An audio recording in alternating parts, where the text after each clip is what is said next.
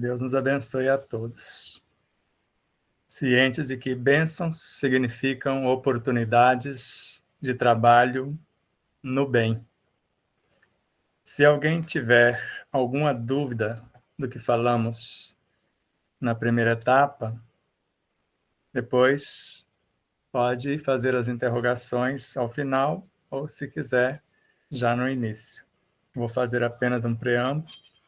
Se quiser que eu pare, alguma interrogação da etapa passada, porque falamos da coragem e da fé, que tem coisas que tem que ter coragem, porque nós vamos ser desafiados de todas as maneiras e às vezes dilacerados mesmos.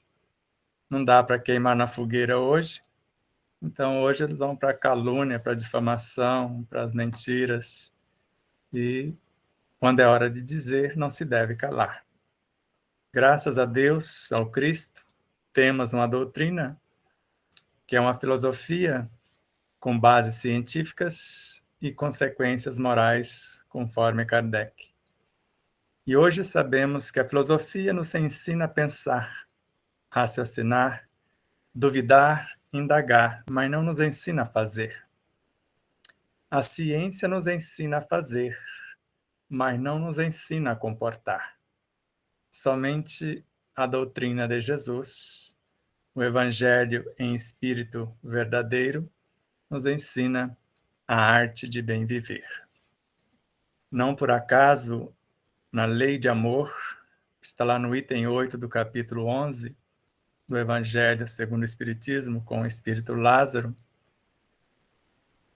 que o amor é o sentimento que, acima de tudo, resume de forma completa a doutrina de Jesus. E os sentimentos são os instintos que se elevaram de acordo com o progresso realizado. No início, o homem tem apenas instintos. Mais avançado o homem e transformado, moral e espiritualmente, ele possui sensações.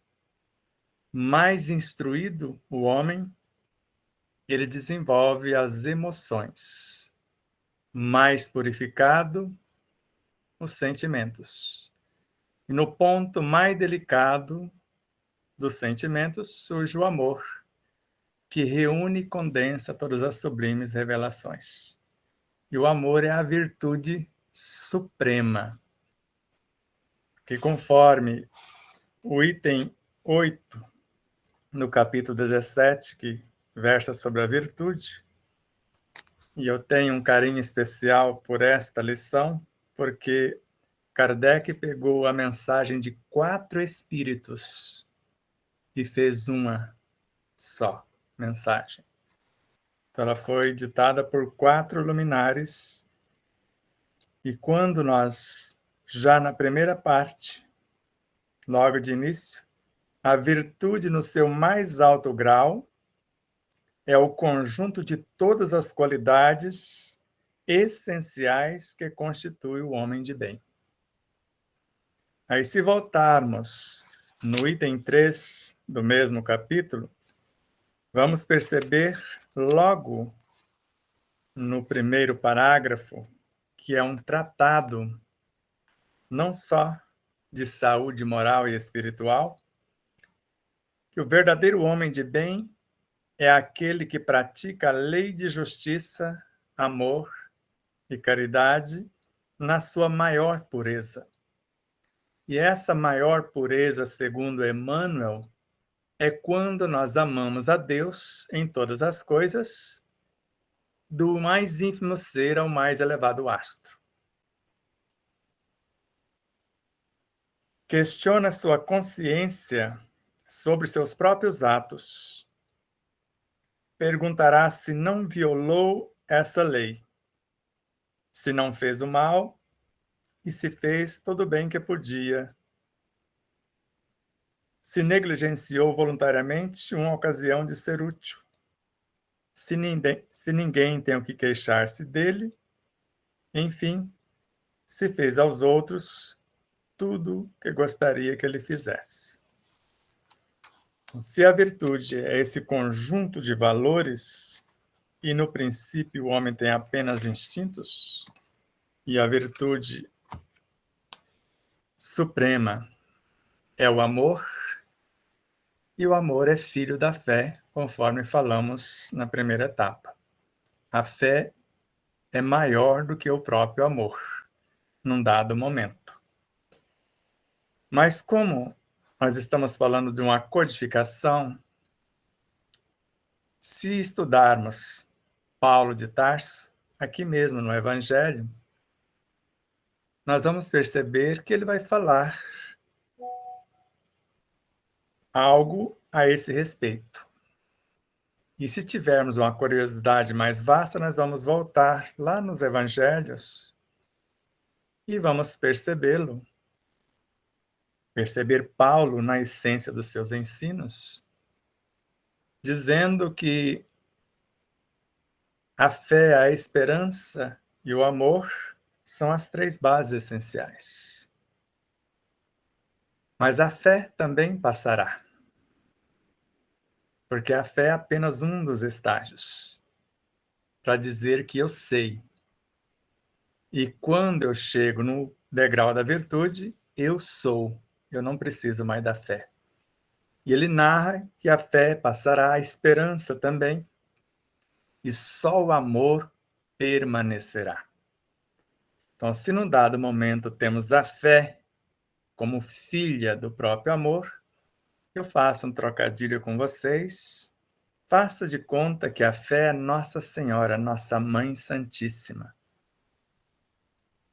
Mãe do amor, personificado que chegou na Terra. Mas após o seu florescer, ele não tornou-se maior do que a própria fé? Tanto que é o mestre, o modelo e guia de toda a humanidade, e sua mãe assim o reconheceu.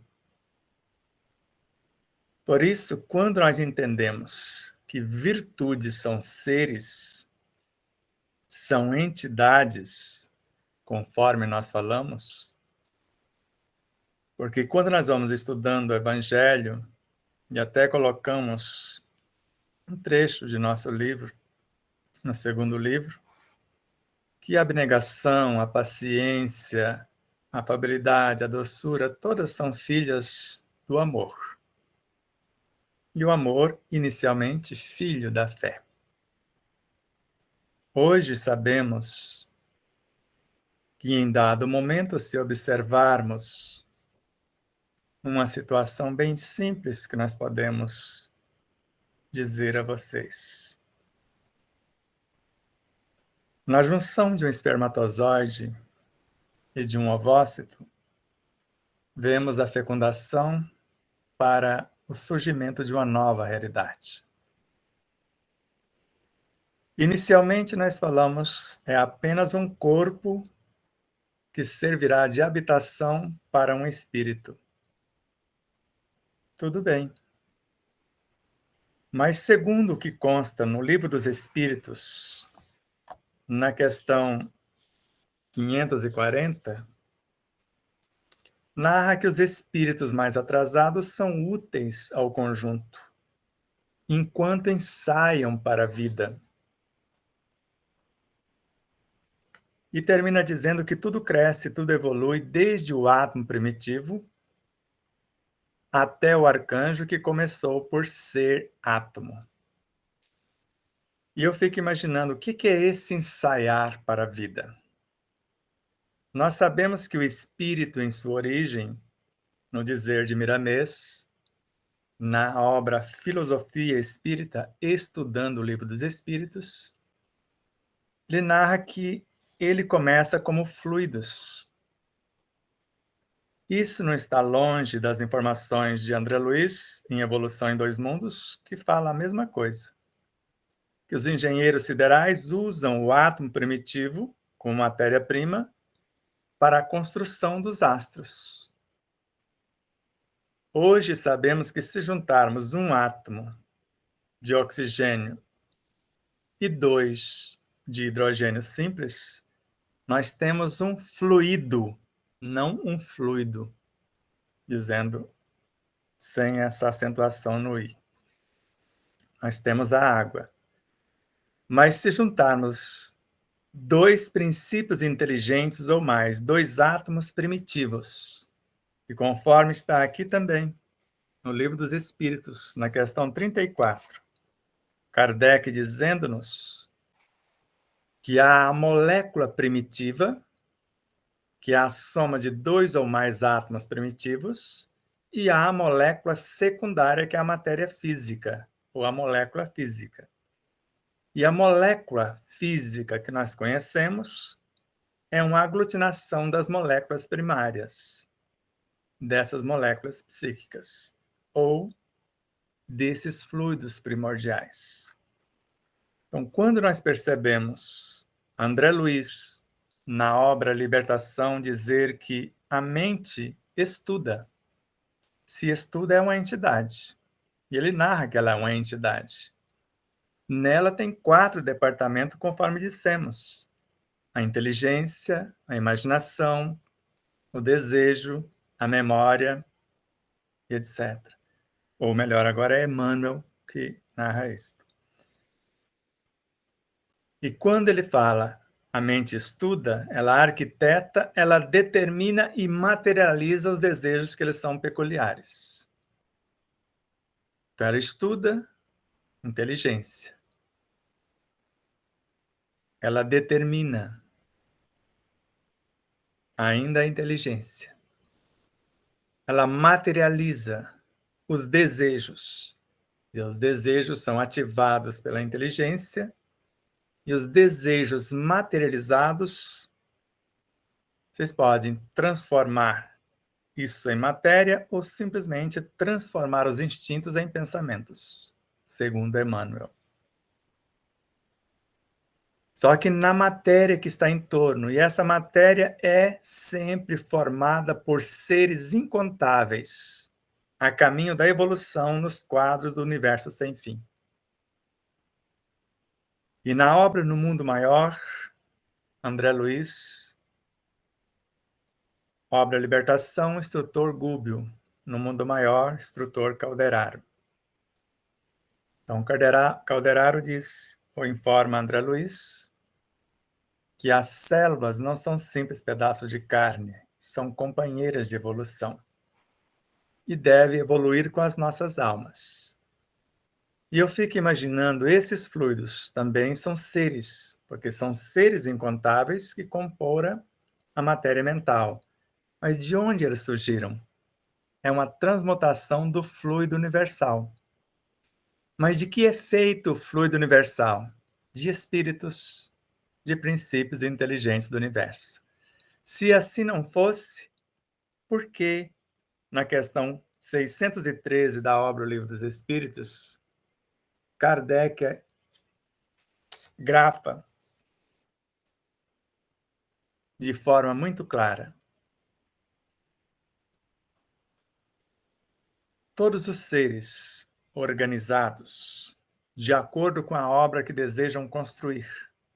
Então, cada ser organizado de acordo com a obra que deseja construir e a capacidade que tem para lidar com esse elemento assimilam uma porção de princípios inteligentes do universo. Está lá. E reafirma na obra A Gênese, no capítulo 6º, conforme falamos, que o elemento é único. Não existe 2 elementos gerais do universo, matéria e espírito. Existe somente o espírito. A matéria é um dos seus estágios, segundo Leon Denis, na obra Depois da Morte, O Grande Enigma, o problema do ser, do destino e da dor. De modo que, se observarmos com bastante atenção este recado da obra A Gênese, que na realidade é uma psicografia de Camille Flammarion, da sua própria consciência, uma vivência anterior chamado Galileu. Então não existe nada em natureza que não seja uma porção desse elemento. Um embrião, um inseto, uma molécula. E agora voltamos lá atrás. a junção de um espermatozoide, de um ovócito, formando um óvulo para tornar-se um embrião.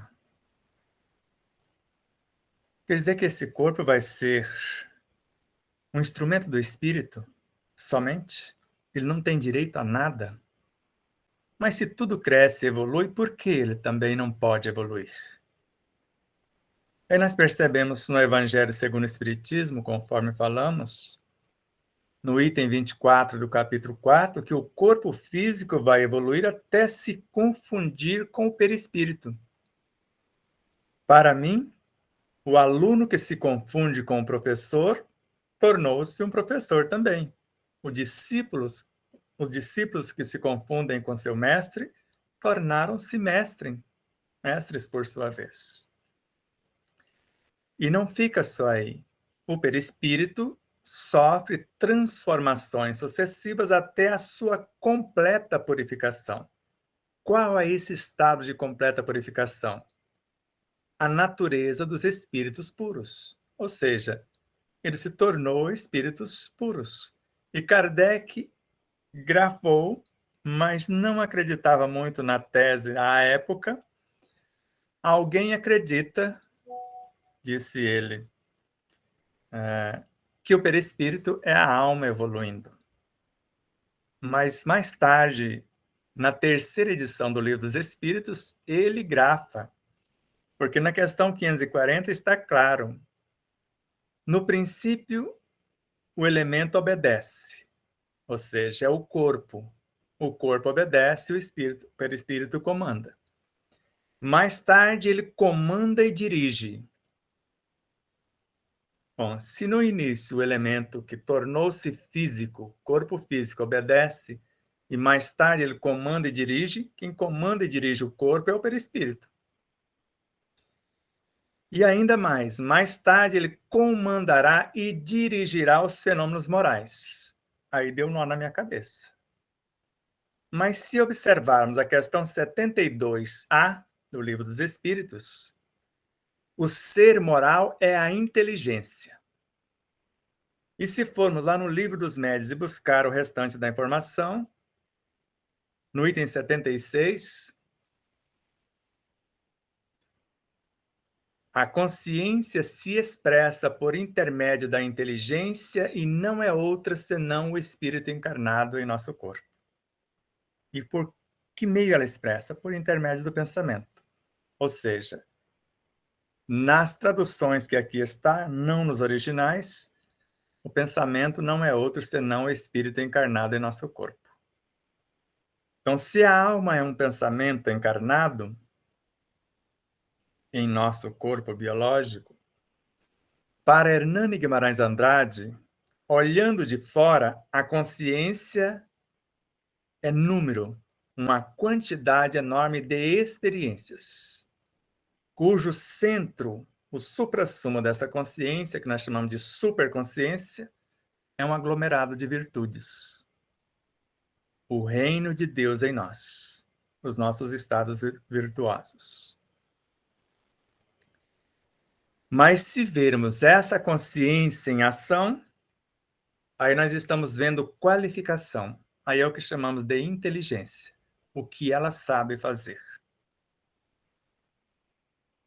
Então, vendo de fora, estamos vendo um aglomerado de experiências vivenciadas. Que para Carl Gustav Jung, a consciência não é o conhecimento acumulado, mas o discernimento do conhecimento. Discernimento é o que chamamos de virtudes. Eu não apenas conheço, eu não apenas vivenciei, eu me tornei o que antes conhecia e depois vivenciava. Eu sou. Por isso dizer de Jesus, eu sou a luz do mundo. Hoje sabemos o que é isso. Eu sou a porta das ovelhas. Ninguém vem ao Pai senão por mim. Eu sou o caminho da verdade e da vida, segundo Joana de Ângeles. Não é eu sou o caminho, a verdade e a vida. Segundo ela, isso nunca foi dito por Jesus. Eu sou o caminho da verdade, que é Deus, e da vida, que é o próprio Deus também. Então, quando falamos de virtude, e eu disse que no início o homem tem apenas instintos. Como se constrói um instinto? Eu uso a minha inteligência, o meu poder imaginativo, consulto as minhas memórias, aciono os meus desejos, e a oração vai começar. Hora de ação, na feição de simples desejos, que vai lá na área dos instintos e os convida para transformar-se em sensações, em emoções, em sentimentos, em pensamentos, a força de atração.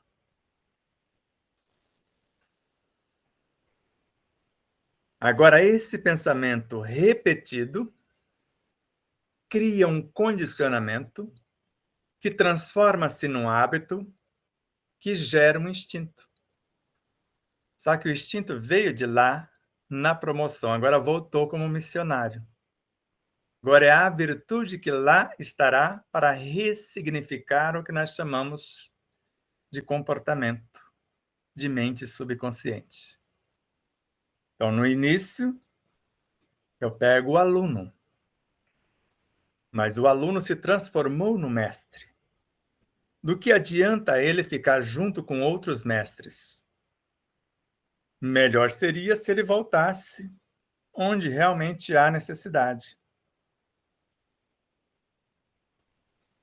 Acelerar o processo de outros alunos.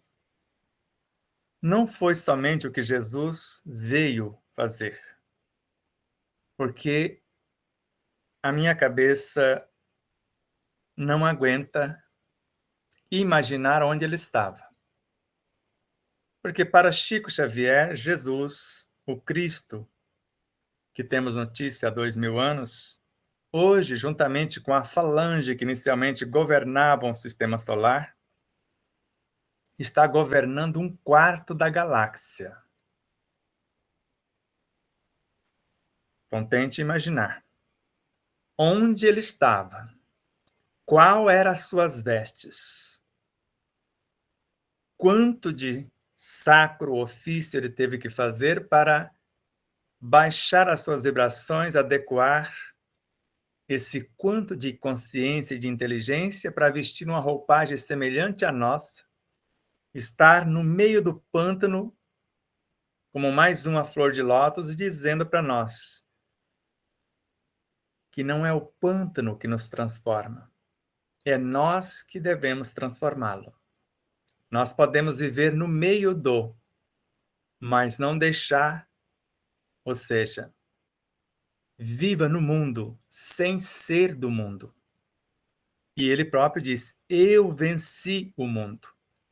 E a maioria estão querendo vencer no mundo, não vencer o mundo.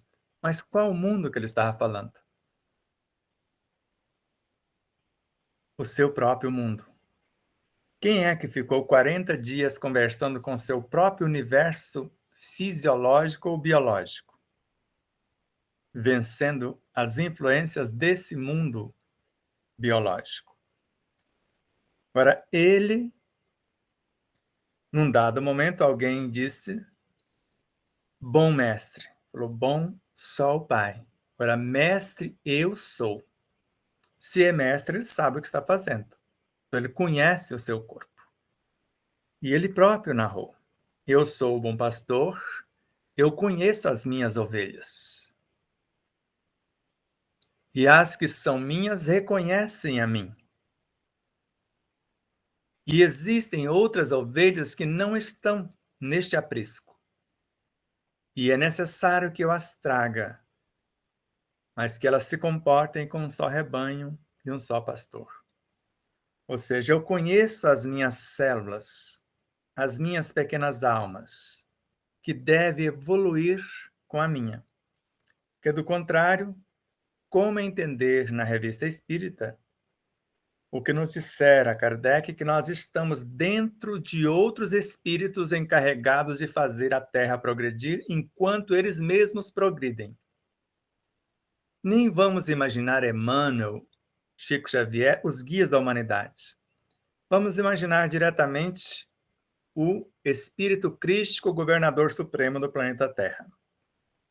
E segundo o Pastorino, um dia já fomos células físicas do corpo de Jesus em outros orbes.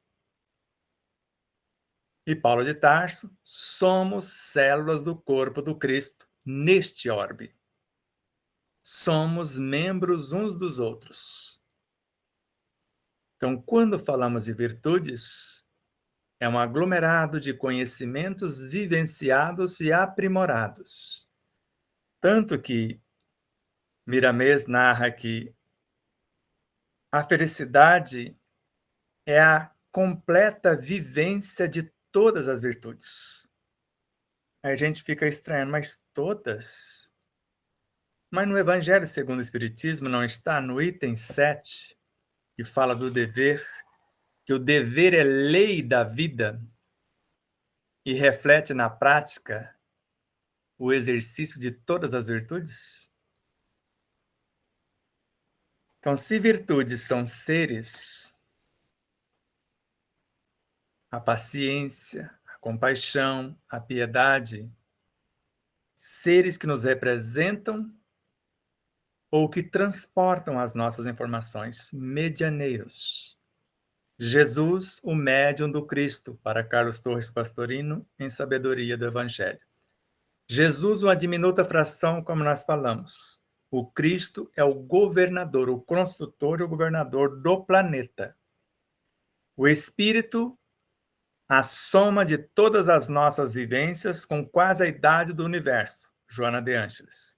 A alma, um ponto de autoconsciência pura com apenas as experiências dessa etapa. A personalidade. Isso está na obra O Ser Consciente. Ele sabe o que fazer, como fazer, quando e onde realizar. A alma às vezes não sabe nem o que ela é. Por isso, nós, como almas, no exercício de nossas virtudes que vão compor a nossa consciência, que está em formação, e num dado momento, antes Saulo, que perseguia pela fofoca, pelas calúnias, pela inveja, prendia na maledicência, na maldade, e executavam a difamação, assassinava a reputação de alguém. E hoje estamos, Paulo, e às vezes interrogando-nos como ele. Onde eu quero, ainda não consigo. Mas onde eu não quero mais, eu me vejo quase todo o tempo fazendo as mesmas coisas. Mas ele persiste. É preso, acho que 3 vezes considerado morto, depois de espancado, dilacerado. E num dado momento ele afirma, olhando para a multidão, sigam-me vós, porque eu já sou igual a ele. Sede vós iguais a mim. Já não sou mais eu, o Paulo, quem vive. É o Cristo que vive em mim. Então, quando nós falamos nesta junção de virtude, cuja maior, a virtude suprema é o amor, dele tudo emerge, porque é uma força que gera e nutre a vida e uma lei que governa e mantém. Nós podemos imaginar frações desse amor como almas recém-natas. Como alguém que recebeu um talento, 2 ou 5, e de acordo com a sua capacitação, multiplica os talentos. Aí ela volta para o gozo do seu Senhor, ou seja, é reintegrada à virtude de onde ela se originou. Então, se nós Porque foi Jesus que disse, não fui eu. Antes de vocês existirem, eu já era, eu já existia. E antes não foi vocês que me escolheram, eu vos escolhi. E nenhuma das ovelhas que meu pai me confiou se perderá. Então estamos nele, e ele não desistirá de nós. E uma das coisas mais graves e mais profundas, tudo o que fizerdes a um dos meus irmãos mais pequeninos é a mim que o fazeis. O mais pequenino que eu conheço até agora é o espírito, que vai transformar-se em fluido, em matéria mental, em bioenergia, em mundo infraatômico, subatômico, atômico, molecular, celular, até chegar no corpo humano, que vai transformar-se em corpo perispiritual, corpo mental, se fazer como alma, individualizar-se para ser uma fração do Cristo interior, que é uma fração do Deus ou Espírito imortal. Creio que é o suficiente para o momento por conta do tempo, e eu gostaria que vocês me dessem um feedback, porque eu posso estar falando somente para mim, embora o meu ouvido é o que está mais próximo, e talvez tudo isso seja realmente só para mim. Mas se está servindo para alguém, ou se tudo isso está muito confuso, e isso não tem nada a ver com a doutrina dos espíritos. Porque quando falamos de doutrina dos espíritos, nós sabemos que a maioria dos espíritos que ditaram a doutrina eram santos da igreja, eram filósofos, cientistas. São espíritos que não têm cercas, não têm cerceamento, não têm rótulos. Por amor ao Cristo, se uniram, formando uma falange imensa que nós chamamos de o Espírito da Verdade, um Espírito único, que basta vocês consultar o Livro dos Espíritos, questão 151, nós vamos perceber a soma dos espíritos não forma um todo, não constitui um mundo completo, para nós percebermos que todas as coisas são formadas por agrupamentos. E se consultarmos somente a questão 144 da obra citada, nós vamos ver que a alma da Terra é um conjunto de espíritos. E na Revista Espírita ele fala, todos os encarnados e desencarnados formam a alma do mundo, sob a regência do Espírito-chefe, que é o Cristo. Nós estamos nele como abelhas numa colmeia. Ele como se fosse não só a abelha rainha. Eu imagino a abelha rainha como Jesus. Mas a consciência que rege toda a colmeia, que é algo muito maior do que a colmeia, do que a abelha rainha e todas as demais.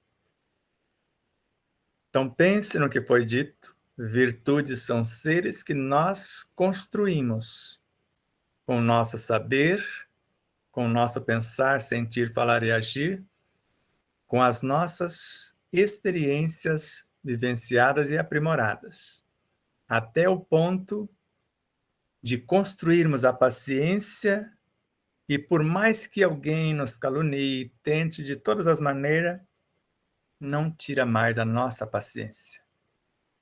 Ou a paz. Ninguém consegue mais perturbar a nossa paz, porque eu não apenas estou exercitando a virtude, eu já sou a compaixão, a piedade e assim por diante. Então, diante de tudo que acontecer conosco, vamos ver o que temos para ofertar como a outra face. Se alguém me entristece, eu oferto alegria se eu já possuo essa virtude. Se alguém tenta desesperar-me, eu oferto a doce presença do amor, a esperança. E assim nós vamos consultando o que já temos de virtudes e o que carecemos, porque a vida vai ofertar o cenário, os personagens que vão desafiar-nos, apenas para mostrar o que já somos ou o que ainda não somos, para ver o que precisamos exercitar ou o que possamos já com mais segurança dividir para acelerar o processo daqueles que se encontram na retaguarda. Abraços de luz e paz, gratidão imensa, muito amor a todos. Eu colocava isso como se fosse fora de mim, sabe? Fosse algo lá. E, na verdade, não é, né? Coisa é você, é seu ser. É uma entidade, é você que já conseguiu, já conquistou aquilo ali, né? Já é uma conquista do espírito. E nada fora de você, nada longe. Às vezes a gente fala, porque fulano é compreensível, porque fulano é calmo. Parece que é uma coisa fora da pessoa, né? Na verdade, são conquistas nossas. Achei muito interessante, me fez refletir muito sobre isso. Muito legal.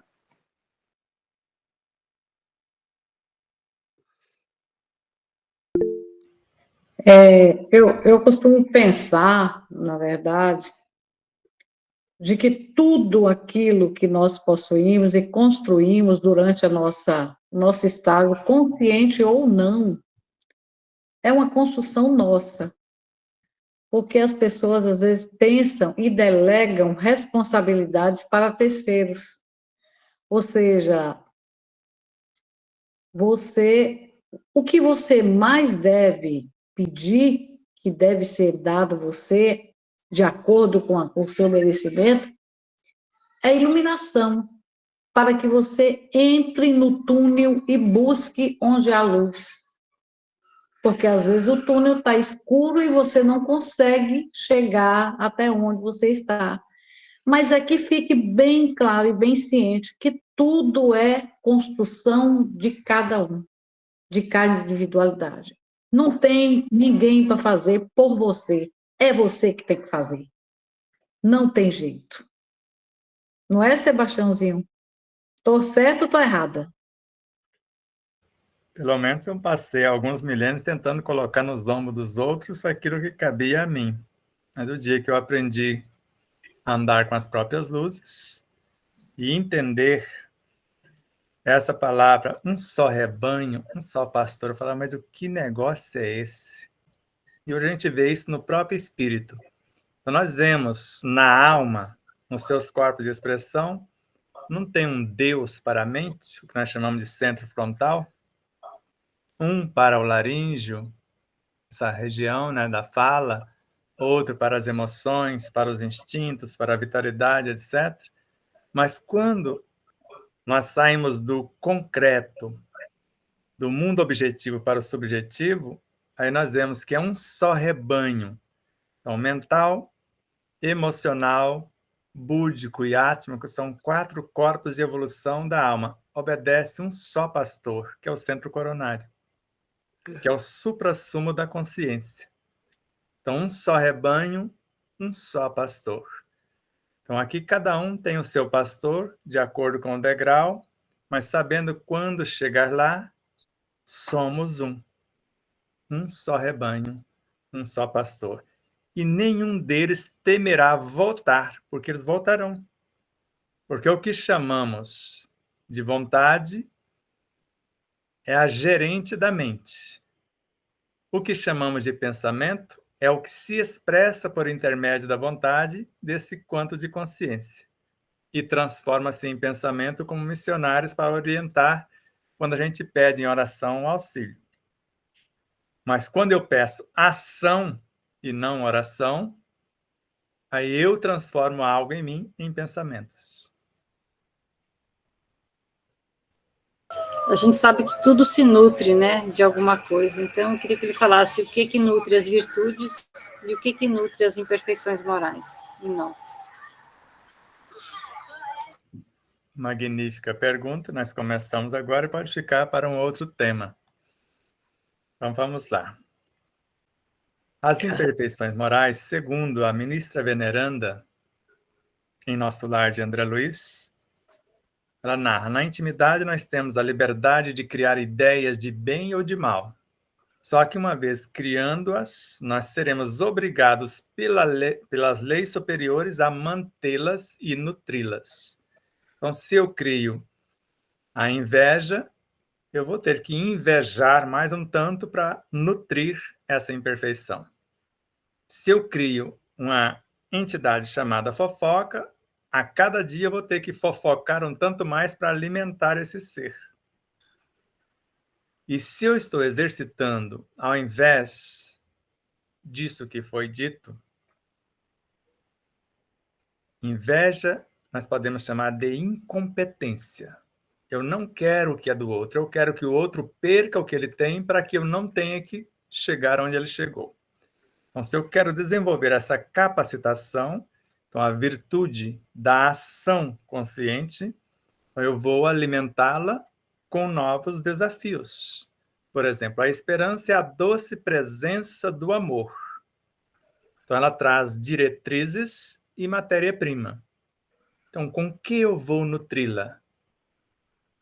Com novos elementos, desafios, porque ela quer orientar alguém, ela quer trazer matéria-prima para um novo recomeço. Então, a virtude da piedade, como eu vou nutri-la? Exercitando-a, mergulhando o nosso universo dentro do outro que está sofrendo. Então, o que nutre as virtudes é a ação benfeitora. O que nutre as imperfeições morais é a ação malfeitora. O que nutre uma, a benevolência. O que nutre a outra, a maledicência. O que nutre uma, a bondade. O que nutre a outra, a maldade. O que nutre uma, a verdade. O que nutre a outra, a mentira, e assim por diante. É incrível como a transformação da gente acontece. A alegria de viver realmente acontece. Acontece mesmo. Muita gratidão, Sebastião. Eu sei que, e sobre a pergunta, Sebastião, eu estou tentando do átomo ao anjo, sabe? Eu sei que nós temos, tu falou em 6 trilhões de átomos no nosso corpo, né? E do átomo ao anjo. Aí eu fico pensando como é que estou com esses átomos e eles vão evoluir. Me dá a impressão que eles evoluem, e eles estão evoluindo, como tu falaste. Mas eu não consegui entender que são tantos átomos, e eu sou um ser individual, eu faço, e eles estão em mim, tudo está em mim, né? Nós estamos neles. Mas um átomo, ele evolui, e a gente possa ficar para trás, por exemplo. Só o átomo evoluir, a gente não. Algo assim, não sei se tu me entendeste. É maravilhosa. Sua pergunta dá uma outra palestra, um outro estudo, mas vamos pelo menos tocar de leve. Paulo de Tarso orava a Deus, orava ao Cristo, para que, em falando, embora agradecesse por falar vários idiomas, mas ele pedia, quando ele falasse do ensino, que ele falasse 5 palavras com sentido do que 1000 em línguas. Pelo contrário, ele veria alguém pegando as 1000, passando na sua frente e ele ficando à beira da estrada. Hoje nós sabemos que o corpo tem uma autoridade para expulsar a alma quando ela não o promove, porque ele é um ser em evolução. Ele quer ser um com ela, mas se ela empacar, ele passa na dianteira e ela fica para trás. Isso se dá nos reinos atômicos também. Quando 4 hidrogênios simples juntam-se para formar, porque eles são considerados o primeiro elemento do sistema periódico, hidrogênio simples. Mas agora 4 se unem para formar uma só consciência, que é o segundo elemento que nós chamamos hélio. Eles vão comportar-se como um só rebanho, uma só consciência. Mas dentro desses 4, se um destonar, ele é colocado para fora e outro entra. Se ele avançar e os 3 empacar, ele vai para um outro átomo mais evoluído e os 3 ficam para trás. A lei não permite que seja atrasado a evolução de um se outros não querem. Tanto que isso você vê em toda parte. Quando Leon Denis fala que a vibração de um pensamento nobre, ela expulsa tudo que for contrário e atrai tudo que for semelhante. É melhor a gente avançar o suficiente para que o nosso corpo nos acompanhe e vá integrando-se a nós para ser um só rebanho. Do contrário, nós vamos vê-lo nos expulsar do seu cenário e arrumar outro mestre e passar na dianteira e dar um tchauzinho para nós. Eu vou ler para vocês apenas uma pequena frase que escrevemos hoje e que ela pode ajudar alguém. Então, a vida é movimento incessante e irrefreável. Tentar retê-la por apego ou por ignorância acontecerá prejuízos imensuráveis na vida de todos os envolvidos no meio onde nos encontramos. Porque quem ama, liberta. E quem liberta, tem. Deus nos abençoe imensamente e nos faça sempre instrumento de sua doce e amorável paz.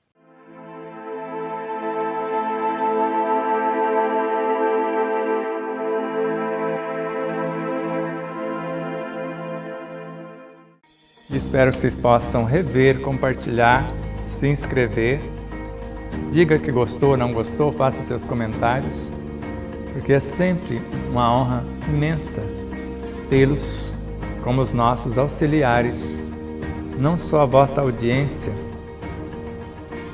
por nos seguir em nossas redes sociais, por se inscrever aqui no canal do YouTube, por compartilhar, por fazer tudo o que possa para nos auxiliar nessa interminável jornada.